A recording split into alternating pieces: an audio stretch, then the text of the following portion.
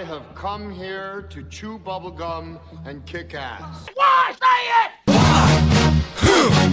Yeah. What is it good for? Absolutely nothing. And I'm all out of bubblegum. Good answer. Good answer. Hello and welcome to the War Room. We've got Bob Quinn and I'm joined by Trent Ging. And if you haven't heard, you must not have social media. Trent, give us the news of the day. No Aaron Rodgers. Aaron Rodgers is officially out for this game, so the keys to the offense get turned over to Mason Rudolph. And as David Korb would like to say, A+ draft pick. Will Howard will be the backup. So no Aaron Rodgers. It's going to be interesting to see how that changes things for the Steelers in the offense. Yeah, it's kind of a big blow because he's kind of the Bears' kryptonite, and we have only won once in 100 years in Chicago. Now, that being said, I do think today's going to be a little bit different. I don't think this is the traditional hit 'em hard Bears defense. I think as we get into this, we're going to see that the offense can be had a little bit. I still like our chances with Mason. I am not a Mason truther. I would rather have Will Howard or Aaron Rodgers in the game. But that being said, Mason's what we got, and I think he's good enough to beat this team. Yeah, I think so too. It's going to be interesting to see if they change anything game plan-wise versus what they do, because Mason does like to throw the ball downfield, which is something that Aaron's not been doing nearly as often. So I don't know. Maybe we'll start seeing some deep shots. I put in a parlay this morning with Kenneth Gainwell with 2.5 receptions with Mason in the game. I'm feeling really good about that. But I'm a little scared about my Darnell Washington getting 20 yards, although, as Trent pointed out in prep, Darnell did get over 20 yards with Mason, but it was with a hellacious run. So throw him the ball 2 or 3 times. He does that. We'll be okay. The parlays may survive, Bob. The parlays may survive. They may survive. I still think the Steelers win, by the way, and I'm sure we'll talk about that later. Yep. So we want to jump into some film here. Let's get into the film. So we're going to start off with some player highlight stuff right now. We're going to get into DK Metcalf. That's going to be against the Cincinnati Bengals, the second go-around. So I kind of want to highlight some of the things we've seen, because I've seen a lot on social media about people talking about what DK Metcalf has or hasn't done. So this is a 13 personnel where he's going to come across the middle on a crossing route. This is part of the thing that we need to start doing a little bit more often with DK, because when we get him in motion and get him out in space and let him run free, he's had a lot of success, and it's harder to double team him. Now, you can see they're in a zone where the Bengals are trying to cover him, and basically you got a linebacker on DK Metcalf. That's a mismatch all day long. The safeties cannot double that. They can crash down if they want to, but when you're in a zone, they've also got to be worried about guys going up over the top. You can see kind of how the different levels of this work out too. You can see on the still shot even right here, Pat Freiermuth in the top right corner. He's running that kind of deep, like I call it a flag route or a 9 route, whatever you want to call it. Jonnu Smith working behind DK Metcalf, still occupying the top safety. So you got a couple of guys occupying some of the safeties that allows DK Metcalf to get free on this one. This is an easy pitch and catch. It's off play action. It's an easy throw for Aaron to make, and a really nice way to kind of get DK involved in the offense. I want to see more of this as we continue to go through and progress through the season, because you paid $30 million to the guy. Like, come on, get him more involved in the offense. Yeah, absolutely. And I find it interesting. It almost looks like 2 Bengals are going with Pat on that on that flag pattern, and this is what we want to see more of. And Aaron did a good job with that little rollout bootleg, and even though he got immediate pressure, here's DK flashing across, and I'm sorry, no linebacker and virtually no corner who's trailing is going to catch up with DK. So I don't know if we'll see this particular play today, because even at 41 years old and not as mobile as he used to be, he's still 100 times more mobile than Mason Rudolph. I don't know if we're going to see Mason doing blind bootlegs. That may not go well for us. Yeah. I mean, you can see even though like even when you run through that play, just the traffic that gets created by these crossing routes. I mean, it's such an easy way to slip DK through to get him some. This is a play you should run early in the game. I just think that's just kind of the way it goes. So the second play here, we're in our jumbo package. You got DK isolated at the top. He runs an out and up, clearly smokes the corner. He sells it. The safety could not get back there. Rewind that back for a second, Bob, if you would. I actually have the other angle. Okay. So this angle here shows what Aaron Rodgers is kind of seeing. There is no pressure. That is clean as a pocket gets, and he's looking right at DK Metcalf and just does not let that ball go. Rewind that all the way back to the first look there for a second. Yep. Because you'll see this is the finish of the crossing route. You'll see DK at the very top. Watch how he sells the out route and gets the corner to bite because the corner's got outside leverage. And he turns him around right here. He starts that out. You see the hips of the corner starting to turn, and DK breaks straight up field. As soon as he got the hips to turn, that guy's gone. And That's here, touchdown. Aaron's looking at it. He sees it. DK's past his man, and you see how far the safety is. He's still at the hash. There is no way he's getting over to cover that. That is an absolute touchdown. That is just a play where Aaron holds the ball. The pressure was not there. It's a perfectly clean pocket. There is no reason you don't take that shot to your number one receiver, especially in a very, very rare one-on-one situation for DK Metcalf. So instead, he kind of lets the pressure get there, and he tries to force the ball to Darnell Washington. It's virtually uncatchable. Yeah, you can see that the force really, really well here on this other angle. Yeah, I mean, look at that. That is clean as a pocket's going to get in the NFL. I'm sorry. That was such a missed opportunity, and it's when people talk about what's going wrong with DK Metcalf, well, that's one of them. Is Aaron's just, and I don't know, Bob. I'd be interested to get your opinion on this. Do you think that is he doesn't trust his arm anymore at his age? Do you think that maybe Aaron's just not comfortable right now between he and DK? Because we've seen some timing stuff that's been off, and actually this next play is going to show the timing part. But like, how do you feel? Like, what do you think's creating that idea to hold the ball? I do think there is some of that because we have seen some deep shots where he underthrew them a little bit. And if he floats that or underthrows it a little bit, the safety can get there. And one thing about Aaron Rodgers for his entire career is he is risk averse. He's always been risk averse. He doesn't throw a lot of interceptions. He will take shots, but if he doesn't have the confidence that I can zoom and fit this ball in there, and I'm almost wondering is because DK broke so deep and fast that he was like, oh, do I want to pull the trigger? If this is a duck, the safety's going to get home. There was a lot of wind last week too, so I wonder if that may have played a factor as well. Maybe. I just thought it was interesting because you haven't seen many one-on-one opportunities for DK, and you get one right there. You feel like Aaron feels confident enough to take a shot, and he didn't on that situation. So it was a strange play. So yeah, and I think Adam has a good point here. Not supposed to be windy today in Chicago. Last time I checked the weather, it's supposed to be, which for Chicago is a really good thing. It's supposed to be under 10 miles an hour wind, which is about as good as you're going to get. There are games in Chicago where the wind wreaks havoc. 25, 30, but makes Buffalo look like, a dome in Soldier Field. So yes. Here's one, though, where maybe we can put some blame on DK, though, too. I actually think this one was on DK. So in this one, you have a trips look here at the top of the screen. DK's the inside receiver. He gets leverage, and he clearly beats his guy. He slows up a little bit on this route. I don't know if he thought maybe he was just the clear out route. He wasn't going to get the ball. You saw some contact between he and the safety on this play here. So I don't know if the contact. Either way, DK does not run through this play. And Aaron was clearly frustrated after this one because he sees DK, gets the ball out there. I thought it was a perfect throw.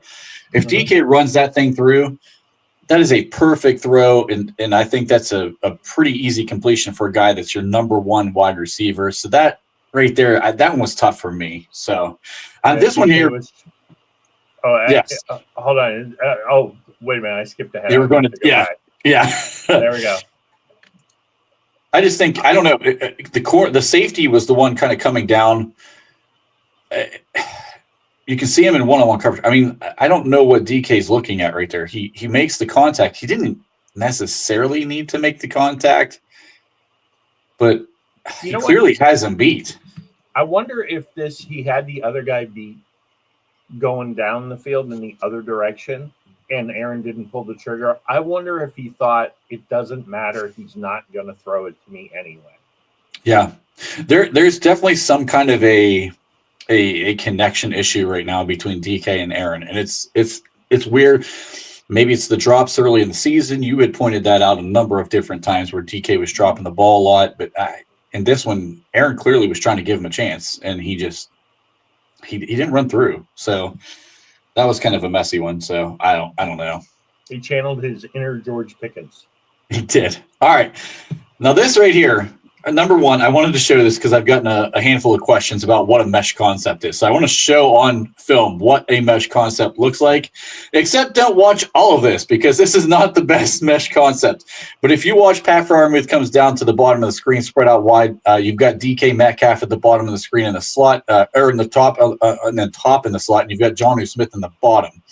If you watch what Jonnu Smith does from the bottom of the screen, he's going to come through and he's going to try to get a natural pick in this play. You can even see him kind of slowing down and setting up for a pick as DK Metcalf is running underneath of that. Now, this play is intended to go to DK Metcalf. Here's the problem.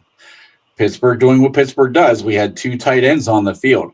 Pat Freiermuth, if you notice right here, is right behind Jonnu Smith. You've got Pat Freiermuth, Jonnu Smith, and DK Metcalf all within 5 yards of each other. Had you had a Calvin Austin on the field instead of Pat Freiermuth on this play, you could have had him running straight up field. So rewind this back for just a moment, Bob, and I want to show kind of what I would be doing in this concept. So if you watch Freiermuth, the guy who's coming in motion, and watch his route on this part now. If this is Calvin Austin and you run straight up field, the back safety, who's the one on the bottom of the screen or at the top of the screen, he's the one who crashes down. You see how hard he crashed down? Mm-hmm. He's able to do that because Pat Freiermuth comes and stops in that route, right in the same area. If you have a guy like Calvin Austin run straight down that seam, they got to go with him. That safety is not able to crash that hard on that route. Now, credit the safety for reading that play the way that he did and crashing hard on DK Metcalf because it took away the primary receiver there. But Calvin Austin would have cleared out, and either you crash hard on the mesh route or Calvin Austin has a touchdown. Mm-hmm. Yeah, and you can kind of see it with Aaron, like right here. You know, he's looking. I almost wonder if DK was supposed to go over the top, and Jonnu. I also wonder if Pat Freiermuth ran the wrong route because it's kind of a stupid play design to have you mesh the guy who's supposed to clear just sit down in the middle of the zone. I thought that too, actually, watching this. I thought Pat ran the wrong route on this, but I think the mesh route with DK and Jonnu, it was correct. Typically, you want the guy coming underneath the natural pick because you're making that defender to go over the top. But the safety battle crashes so hard on this play that if it wasn't Pat Freiermuth standing in the middle of the field right there and Calvin Austin's running up the seam, you probably have a good shot at getting a touchdown to Calvin Austin there. Yeah. That's why the mesh concept works so well, especially in like the West Coast systems, because they run 11 personnel, not 12 personnel, and try this thing. I think we need to make that change. I think you have to get another wide receiver out there. So I've also got some questions. This is actually, I don't know if Big Pun's on here right now, but Pun, this one's for you, buddy, because you talked about Derrick Harmon, asking if we feel like Derrick Harmon has regressed. And I talked a lot about how I don't think that Derrick Harmon is regressing by any means. I think that he's just, right now, he's a little behind Y.A. Black, who's had a couple more games. So I want to highlight this. Bengals are in 11 personnel. You got PQ coming on a blitz. Derrick Harmon does a really good job of knifing through. It's a run blitz package. You can really see it really good at right here. Right here's the angle that you look at. So watch how he knifes through the guy trying to crash down on him. So you can see that the guy's crashing, and he does a great job of knifing through this. He doesn't finish the play, but he clearly makes Chase Brown cut back against the grain. Because if you look on the right side, look where Peyton Wilson is, and look where the other, I think that's another tight end on the other side there on the outside of the screen. They're trying to open that lane, and it was open. Derrick Harmon blew this play up. He makes the running back cut back. You've got Brandon Eccles and Jack Sawyer back there. Eccles does a good job of staying inside of his assignments and not coming down with the play and keeping the backside contained on this, and it makes it a minimal game. So I thought that was a great showing of something that doesn't really show up on the stat sheet, but Derrick Harmon absolutely affected that play pretty much.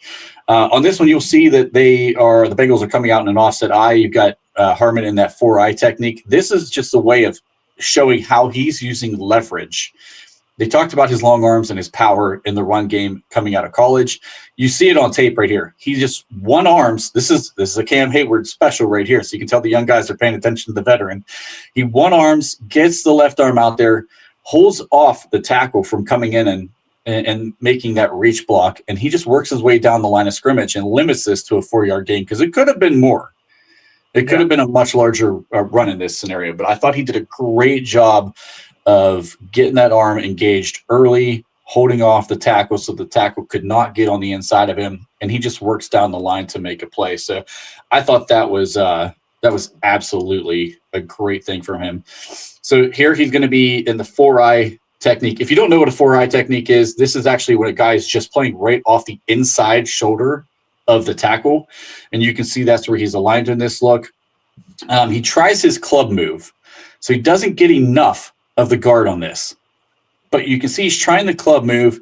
You can see where he's got some pass rush upside. TJ creates pressure, and he comes off of the guard even though he started on the inside.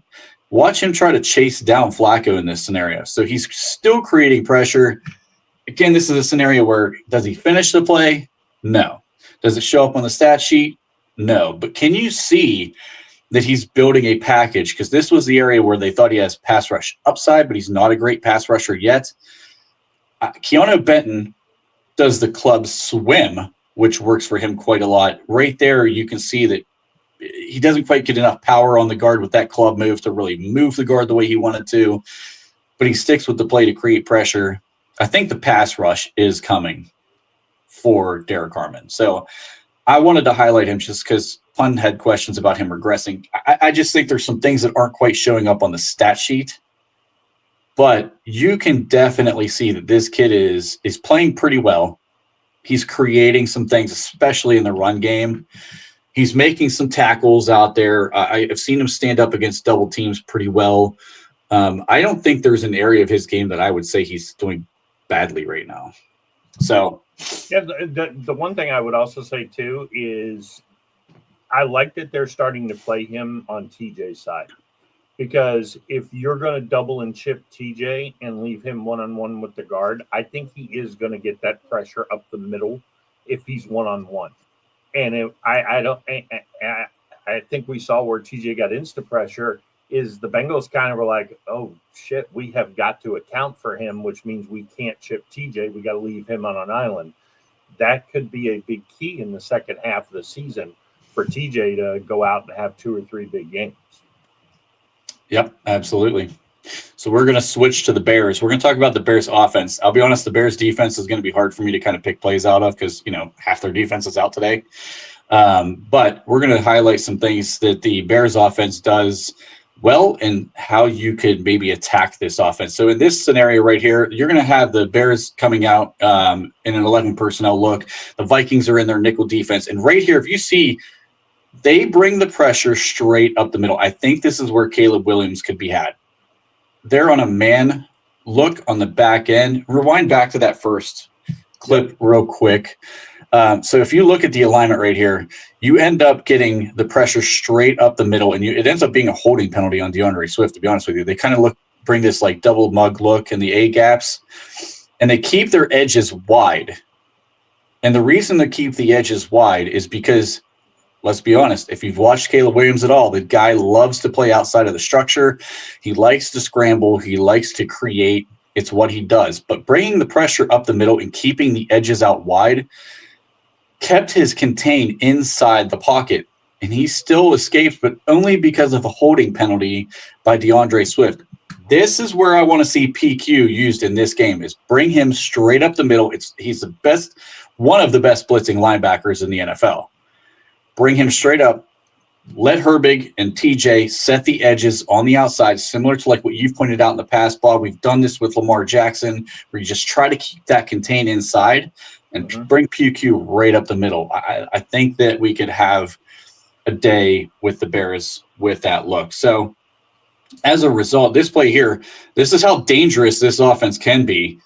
They're backed way up. So this actually had a huge fumble on the first play. They're at 2nd and 25. The Vikings are in a cover 2 zone. Odunze comes on a real deep in route. This is the fumble right before. We may only have the fumble here. That's I okay. thought you were doing the fumble. No, there was a huge fumble and it set up a play, but they go into a 2nd and 25 play right after this fumble, which was ridiculous because like it's just a clear, easy handoff, and then the Viking player kicked the ball like 15 yards backwards. But I mean, the danger of Caleb Williams in the offense was that next play, they're backed up at 2nd and 25, and the Vikings try to run a zone, which is why I personally would be running a lot of man in this game. I would use the same blueprint, honestly, that we used against Cincinnati, because Odunze comes on a deep in route. And Caleb Williams has a very, very live arm. He snapped one off right on that end route that got there before Harrison Smith could get to the play. And I think, Harrison Smith, for his age, you can say whatever you want, but he's an all-pro, former all-pro safety. Like, he reads the field very, very well. And for Caleb to snap that off before he could get there at 23 yards downfield, he's got a live arm, so you have to be careful with Caleb at the same time. Don't let him sit in zone and pick you apart, because he was very, very, very much more comfortable in his zone than he was in man. So the next play here, the Bears are in 12 personnel. It shows exactly why it's so important to keep Caleb in the tackle box. So he takes forever. Then he extends the play and ends up missing, but he could have hit this for a really, really big play. You see Swift. Watch Swift break to the out route right here. And this is just backyard football. This was not play design.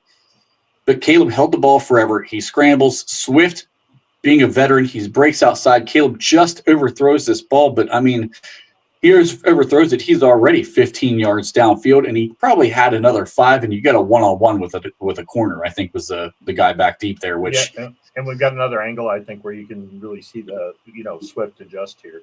Yes. And Caleb, I mean, watch Caleb take his time in the pocket, and then he is not afraid to just hold it. He scrambles. Here's where his creativity comes, and he just misses this throw. Swift adjusts. He was going to be open. That could have been another 20-yard game for them. I mean, they're big play, very big play offense. So now we're going to highlight some of the run game here because it's something they've done very, very well. The Bears are in 12. Sorry, go ahead. Well, one thing I would do want to interject about Caleb Williams, if you watch him. And I make a point to try to go back and watch a few games. If it's the hard throw, if it's the impossible throw, if it's the spectacular throw, he makes those. He does. It's the routine throws that he screws up on. Yep, he does. He does not like the Ben Johnson offense. If you watch the Lions in his time there, it is very timing oriented. It is, hit your spot, get the ball out of your hands, hit the receiver in stride, and everything is flowing by a pattern. The problem with Caleb Williams is that's not his style. So they're kind of marrying these two things together, where he is starting to try to give Caleb some creativity within the offense, but Caleb has actually got better, or has gotten better to hit guys in stride, in timing. That's why this offense has taken off quite a lot over the last, 5 weeks. They've won 7 of their last 8 games. So they're not playing a lot of good teams, but their offense has definitely been hitting its stride. Yeah, this is the dangerous part to me. This is the dangerous part. So Bears are in 12 personnel. They're going to run a counter to the strong side. Komet's going to be coming in motion, and watch him kind of crack back to help seal this edge coming downhill right here. And DeAndre Swift is a strong, fast, powerful back. So you can see him work around this, and then he just continues upfield. You can see him put his foot in the dirt, and he goes upfield. He's shifty. He's quick. He's more powerful than I think a lot of people give him credit for. This shows how Cole Kmet and the way this offense, they crash that line down, they slant down to the right on the line, and watch Komet back side right here to seal the edge. The whole defense goes with the offensive line. They all think this is going to the right, and they end up bringing it back to the strong side. And then downfield, I mean, look at that. Loveland's got a nice block downfield. You've got a Dunze working down toward to get to the safety. And I mean, this is just a big run. This is an offense. Their run game can pick up chunks. They can pick up chunks. I think this is the entire key to the Pittsburgh Steelers beating the Chicago Bears. You have to shut down this run game. DeAndre Swift can get going. He can get hot. He can dice you up. He's had a really nice season, I think, for the Bears. And Monangai is as the backup. I mean, when Swift was out, he played extremely well. Mm-hmm. So you've got two very capable backs inside that offense. Ben Johnson knows that the run game opens up their passing game. We have to shut down the run game in order to get Caleb Williams in situations where he wants to make all the big plays. He wants to hold the ball and let the pass rush get him. It all starts right here with the run game. Absolutely. All right, well, let's talk about maybe a unit in Chicago that's not playing very well. They are not playing well. So the thing they do better than anyone in the NFL is turnovers. They are very opportunistic as a team at taking away the ball. So the Vikings here come out in 11 personnel. The Bears are running a nickel cover 1. Jordan Addison runs a deep corner on the clear out to pull the safety of their top away from Justin Jefferson. So right there you see where you got Addison breaking downfield. He's occupying the safety. I wish I had a pointer in here because I'm pointing to my screen and no one can see it. And you got Justin Jefferson as the underneath man. Now, J.J. McCarthy, being a young quarterback, he's trying to hit the home run ball here to Jordan Addison. He underthrows it severely. It does not get there. It was a bad throw. It didn't come out of the hand very cleanly. Justin Jefferson's wide open underneath.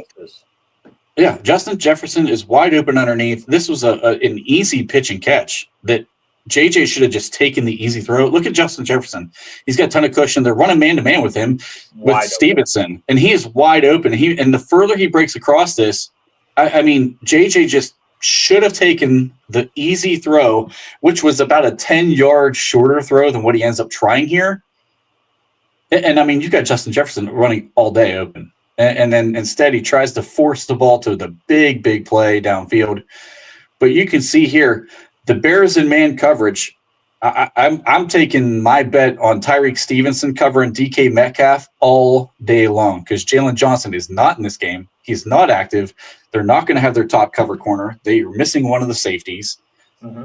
I love this look and the play design by Kevin O'Connell, but JJ makes the wrong read. I think Mason, being a veteran, would have made the right read on this play. This is something, again, crossing routes, deep ends, we've got to start utilizing them because teams are doing a lot of the same stuff. This is how Kevin O'Connell's getting Justin Jefferson open, who is the number 1, maybe number 2 receiver in the NFL. If he can get that guy open out of double coverage, we sure as hell can get DK Metcalf open. And I mean, let's face it too. Addison is occupying 2 guys here. If you hit Justin Jefferson on that crossing route, Addison is a perfect position to shield off at least one of those guys, and he probably runs another 25 yards, and he maybe scores a touchdown. Yep. He tried to go for the home run ball, and if he takes the underneath route, honestly, it probably ends up being a bigger play. You're right.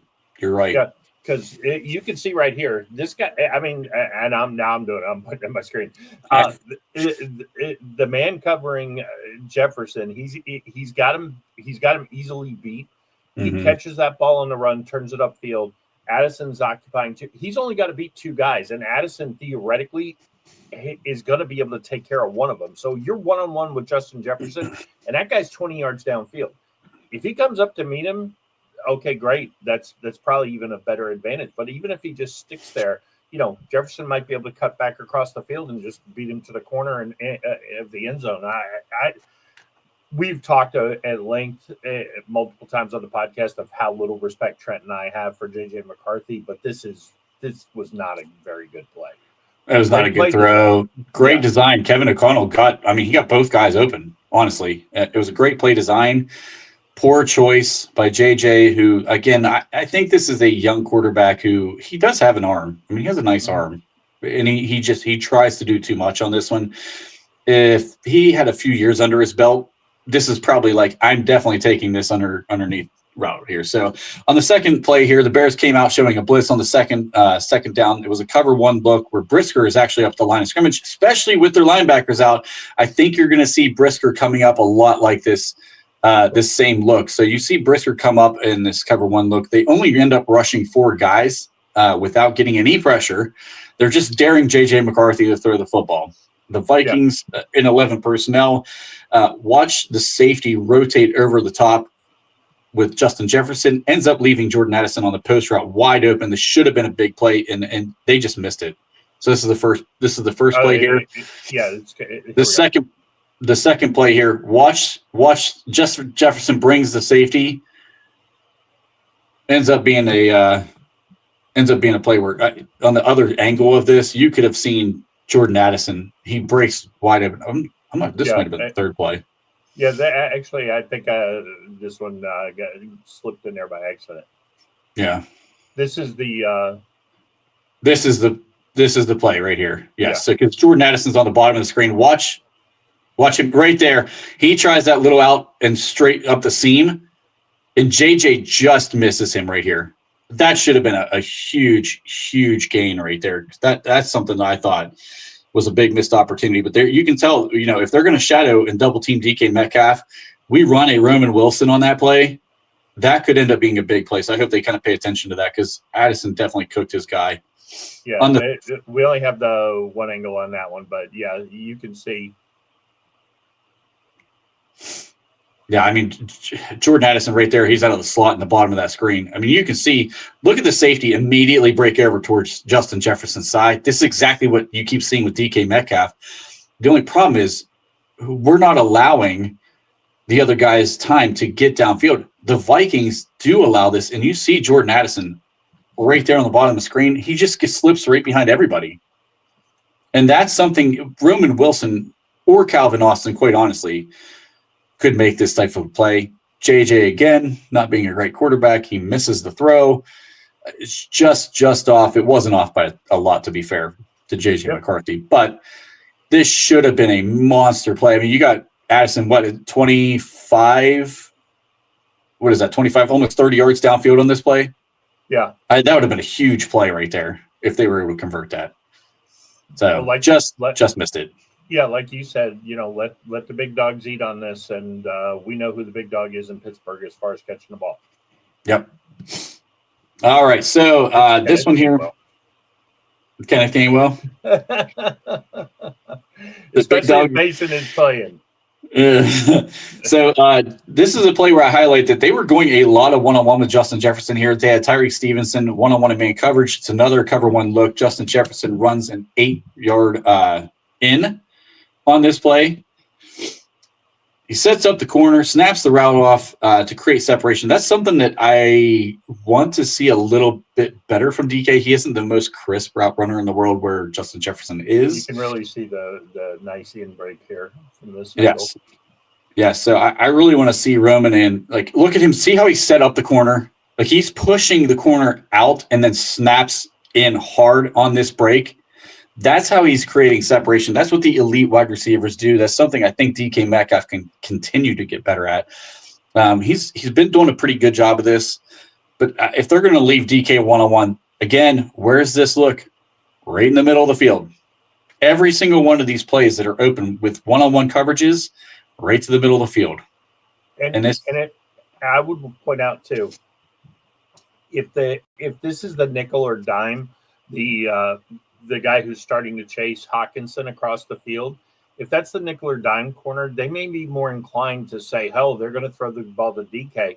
And maybe we have a route here where Darnell or Pat Freiermuth leaks out and they throw, even if Mason doesn't have the confidence to zip that up the middle, I mean, he waits a beat and the tight end could also be, I mean, that's 30 yards right there with Darnell and Pat.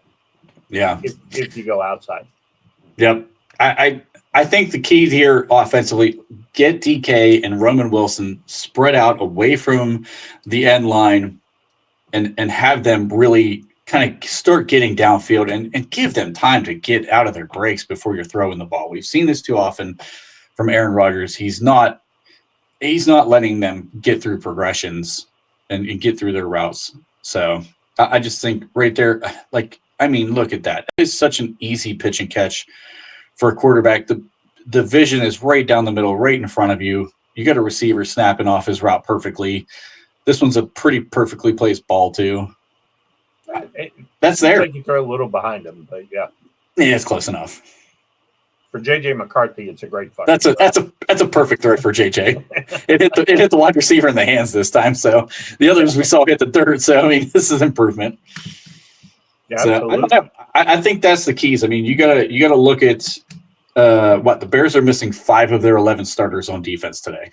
Right. So that's why it was hard for me to pick out, certain things to kind of look for, because I don't even know if they're going to completely use the same, defense that we just showed right there. Mm-hmm. How much man do they want to continue to run now that they're missing this many people? Are they going to sit in zones more because they're missing their guys? I think the key for us offensively, you got to get out and establish the run game first. That's got to be top priority. Get Jalen Warren going. This should be a monster Jalen Warren game. I don't know. I know Corb talked about the rumors that they might sit in dime. I'm sorry, but if they're sitting in dime, we should never even throw the ball. Just run it straight downhill all game long. Because if you got a bunch of DBs out there, and we have, what is it, like 1,700 pounds of beef in the offensive line in the jumbo package, get downhill. And that's the only way to go. And then make them start coming up, then you hit the play action. Even though it's the Bears, do you really think they'd be crazy enough to come out against jumbo package and dime? I mean, I can't see it. And I would almost say there's a better chance they do something crazy because it's Ben Johnson and come out and goal line. Yeah. And say, okay, fuck it. You want to run jumbo? We're going to run goal line. And we dare you. We fucking dare you to try. But if you do that, and it's kind of conjecture that the Bears would, but if the Bears did something crazy and they put 5 guys on the line and went into like a 5-3 goal line set, you got DK Metcalf one-on-one. Oh, absolutely. And then at that point, Mason has shown from the George Pickens throws a couple years ago, you leave his number one-on-one, he is going to throw the ball down the field. Yep. Absolutely. I'll be interested to see, because he will stand in the pocket too, and he will take hits. So he'll give the receivers time to get open. I'm a part of me really wanted Aaron Rodgers to play because he owns the Bears. And I think that he would have been very determined to make sure he continues that on through Pittsburgh. The other side of me was like kind of interested to see what happens with Mason. Are we going to see the same things that we've seen out of Aaron Rodgers?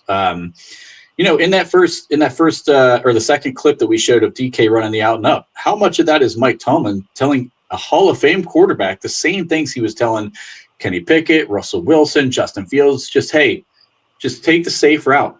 Don't throw the ball if you think there's any chance there's a coverage. Now, I mean, that should have been a touchdown, but at the same time, like, how much of that's in his mind, because this is the messaging he's getting from the coaching staff over and over again. Like, I'll be interested to see what happens. I think Mason will stand in there and he'll put the ball downfield, and they trust him to throw the ball downfield.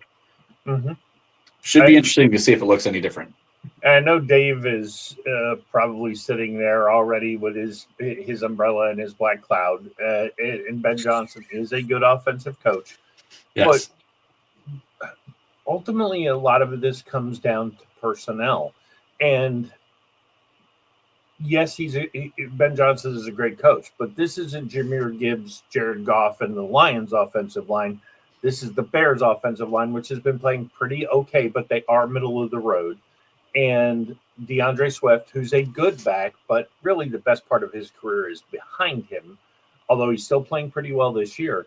So this is not that.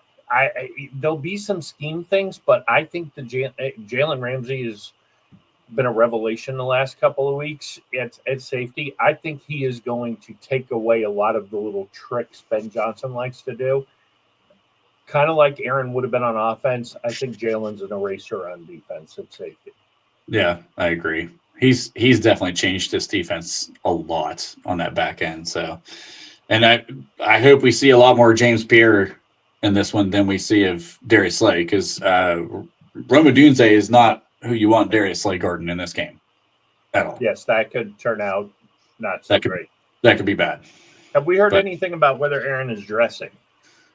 I have not seen anything yet. The only thing I saw was Tomlin said he's out. Yeah. So whatever that may mean. I don't think they'll even take the chance of having him have a uniform on, because I think the temptation, if they struggle, would he's listed as inactive. Okay. So he is not dressing. You know, and the way Buffalo played against Houston and they played against the Dolphins, and they've thrown out some stinkers. I don't necessarily hate this. This is still a must win, though. We have to beat the Bears. I felt 100% confident with Aaron Rodgers against the Bears, even with a broken wrist. I feel 90% confident with Mason.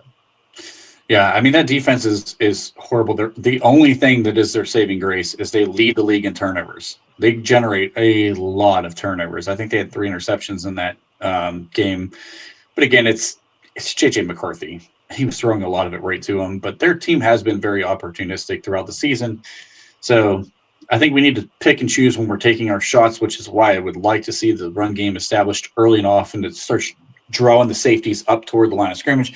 Get Jaquan Brisker up toward the line of scrimmage. Get him out of that safety look. A lot of teams have been running the 2 deep coverage against us to shadow DK Metcalf anywhere he goes.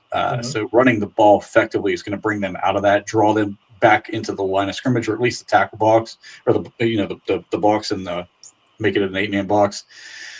That's where you can start to get guys like TK open, Roman Wilson open, Calvin Austin open. Utilize your tight ends to slip behind these aggressive linebackers when you're starting to run the ball really well. So I think the run game is going to be what we need to establish early in this game. Stop the run game for the Bears, and it's going to open up this for a potential big game for us, hopefully. Yeah, and going to need big games from Benton, Black, and Harmon, because Cam Hayward wasn't a walking boot. He's expected to play. There's no issue with him being on the field. But that being said, if he is limping around a little bit this week, the 3 young guys, if they could really take the pressure off and stop. And by the way, I think all 3 of those guys, well, Benton, the least of the 3, although he's played a lot better, but I think the run defense drastically improves when Black and Harmon are in the game. Yeah. Yep. It's going to be fun. It's going to be a fun game to watch. I think this is definitely a winnable game. I mean, especially with them missing half of their defense. This is going to be a slobber knocker. It's going to be, this is going to be hard hitting. I don't think it'll be a particularly high scoring game. I think Boz will be a big part of the offense today, as he usually is in games like this. But I still feel good about my 20-9 prediction. I thought with the broken wrist, Aaron Rodgers wouldn't throw the ball very much. I don't think Mason's going to throw the ball very much, but I do think he'll be effective when they do. I'm coming out jumbo here, and I'm just plowing it down. And if they are dumb enough to come out and put 4 or 5 defensive linemen on the field to stop it, no problem. Go right to that little Darnell Washington, get right behind one of them and just take it off for 10, 15, 20 yards. At this point, I kind of don't want to see, and I'm a Jonnu Smith fan, I kind of don't want to see Jonnu Smith in this game. I don't think this is a Jonnu Smith game. This is a Darnell Washington. Okay, maybe Pat Freiermuth occasionally gets on the field. This is a Darnell Washington 5, 7, 10, 12-yard, dink and dunk type of game to me. I think he needs to get at least 45 snaps in this one. Yeah, I know 40 is his number for us to get a victory, but this feels like with a depleted, linebacker core and missing a safety, like you better push that number up. And the more he's on the field, I think the harder it's going to be for Chicago to stop the run game. So I know we haven't really gotten it going a ton, but when Darnell's in the game, the run game moves. Yep, absolutely. All right, so are you changing your prediction? I don't think I am. I feel pretty good about this. That depleted defense, I still think Mason Rudolph, we've seen him be serviceable in the past. He's put points up in the past. I think I'm going to stick with where I was yesterday. Sweet. All right.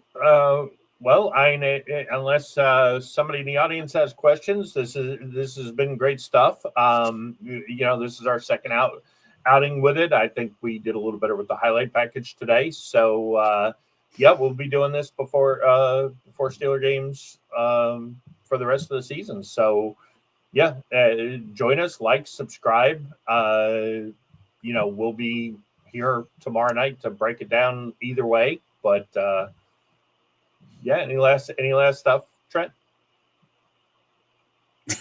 What kind of purse Williams carry? I heard Gucci. Yes, I was just gonna say. We'll say it's a Gucci purse. Yeah, I mean, I think it'll be a big improvement if he doesn't show up for the game in a dress. I mean, that's Right. just me, but Oh gosh, that's hilarious. all right. So enjoy the Steelers game, guys. Keep an eye on what Trent's pointed out here. Last week, a lot of what we pointed out ended up coming to fruition during the game. So if you want an early tip off, watch what Trent said, and then if it translates to the field, tune in next week at 11 to hear the last minute keys to the game. All right, Bob. Trent? Just smile and wave, boys. Smile and wave.